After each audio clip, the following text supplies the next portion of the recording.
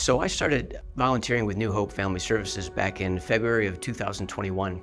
And previous to that, just a couple months before, the advocates here, along with administration, decided that it would be a good idea to get fathers involved in the decisions of the young women that were coming in here for pregnancy tests. Initially, the fatherhood program was designed for the young men that come in, and previous to us being on site, they would sit in the lobby while their partner would go in for a pregnancy test. And she would be met by an advocate. They would go in and discuss what the future looked like for them, including decision-making on options for the pregnancy.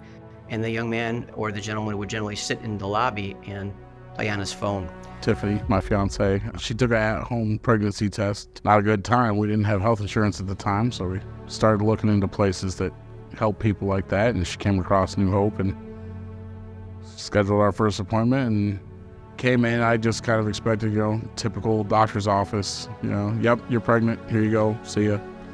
But, much more friendly staff, more of a get to know you. They know our names when we walk through the door now.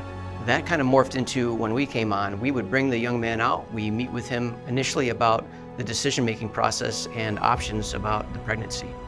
Once we got down deep, we realized that most of these men wanted to keep the baby, but had not told their partner that because they came up with such things as, well, that's her body, which they've been probably told their whole life by media and other sources that they really have no say in what she does with the baby. Since then, we kind of have developed and fine-tuned our program so that we kind of empower and encourage them to share with their partner what they feel, that they can be supportive, that they will be there for their partner, that they want to have this baby, and that they'll be able to provide for them long-term. For us, it's a good resource to have. This whole place is, as far as for information. And yeah, if you're a first-time father or a 72nd time father, you're coming in here, your first thought is, oh no. But then it's always nice to get it off your chest. I feel like men have the stigma of we're not supposed to have feelings, but we do. So, just let it out. It's all right to have a conversation with someone and get somewhere. So again, most often what happens when a man is faced with an unplanned pregnancy, and again, what goes through their head is, how am I going to support this? How are we going to survive? Am I going to be long-term with my partner? New Hope, again, tries to point them in the direction of encouragement, support. We are here to provide them with material goods, courses such as Bright Course that provides them with structured, organized training right through the pregnancy, from the time that the woman is pregnant where she may be experiencing emotional highs and lows, to the actual birth itself and being involved in that, changing the baby diapers, all the newborn. We have a newborn class here that our head nurse Amy teaches, which is phenomenal.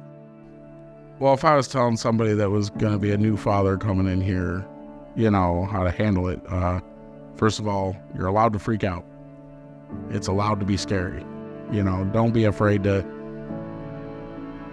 be scared. Don't be afraid to be happy. Don't be afraid to shed a tear over something that, has a lot of meaning in life. Whether you're ready for it or not, it's coming. So if you're interested in making an impact in the local community here in Syracuse, then I would greatly encourage you to reach out to New Hope. We have positions such as the mobile unit driver, where you would drive our mobile unit Isabel out to a site, stay there for a half a day, and drive it back into our storage facility. We also have opportunities for male client advocates, where once trained and credentialed by New Hope, you would meet with men on your own and navigate them through our system.